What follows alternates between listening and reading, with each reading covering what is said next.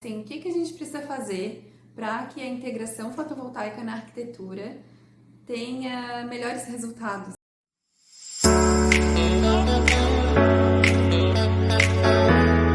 Assim, o que a gente precisa fazer para que a integração fotovoltaica na arquitetura tenha melhores resultados, né? O que fatores a gente precisa prever, né? E que fatores a gente precisa se preocupar para que a gente consiga melhores resultados, tanto estéticos quanto energéticos. Bom, em primeiro lugar, eu gostaria de dizer que nem só de cobertura vivem os módulos fotovoltaicos. Existe uma ampla gama de possibilidades para a gente fazer a integração fotovoltaica na arquitetura. Além das coberturas, a gente pode utilizar as fachadas.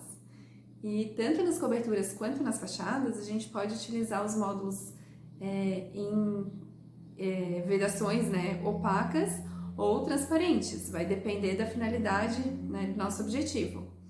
Em fachadas opacas, a gente consegue trabalhar com módulos lindos, coloridos, até com texturas, e a gente consegue trazer um resultado estético muito bonito e muito comparável a algum outro material que não fosse um módulo fotovoltaico. Mas aí vem a questão da grande vantagem. O módulo fotovoltaico, ele vai se pagar, ele está ali cumprindo uma dupla função. Ele está gerando energia e revestindo e embelezando a arquitetura. Além disso, a gente pode trabalhar com coberturas para estacionamentos, cobertura para pergolado, a gente pode usar os módulos como brises. E essas estratégias, esses usos, né, são muito interessantes porque sempre a gente tem a questão da dupla função. O módulo ele não está ali apenas para gerar energia, ele está fazendo uma função da arquitetura, né, revestir, proteger. E o exemplo que eu dei aqui do Breeze eu acho bem interessante porque ele está ali barrando uma irradiação indesejável e gerando energia com essa irradiação. Então a gente tem que pensar nisso, nem só de cobertura vive um módulo fotovoltaico, vive um sistema fotovoltaico. Então como que a gente pode fazer para que essas integrações sejam mais exploradas, sejam mais interessantes?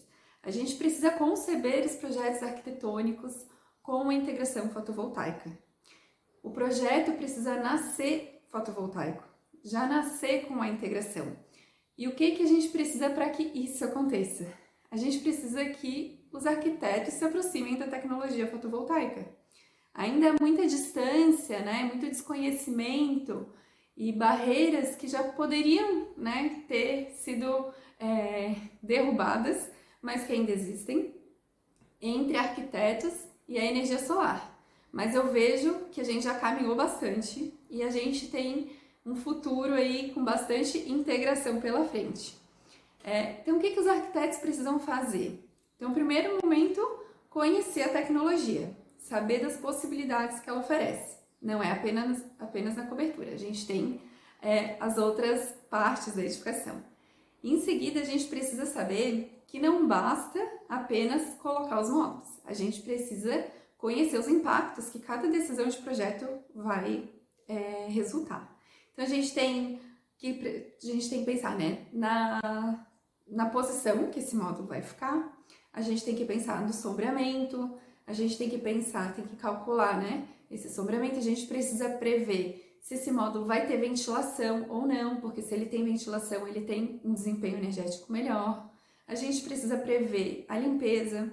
Então, se o módulo, por exemplo, for instalado numa situação com um ângulo muito baixinho, vai acumular sujeira. Então, a gente precisa prever que se a gente fizer uma inclinação de pelo menos 5 graus, a gente garante uma limpeza pela chuva. Em relação à posição, eu acho o ponto mais importante, porque não existe apenas uma posição ideal para a gente instalar um módulo fotovoltaico na arquitetura. Essa posição ideal, a gente olha quando a gente está falando de uma usina em solo. Só que na arquitetura, a gente não tem aquela condição de sempre um plano olhando para o norte com a inclinação igual à latitude local. E tá tudo bem, porque quando a gente começa a analisar, muitas vezes as perdas energéticas ao longo de um ano são mínimas, muitas vezes inferiores a 5% entre uma inclinação existente na arquitetura e a inclinação ideal, por exemplo. Então a gente precisa conhecer esses fatores, porque todos eles têm como a gente otimizar a geração energética.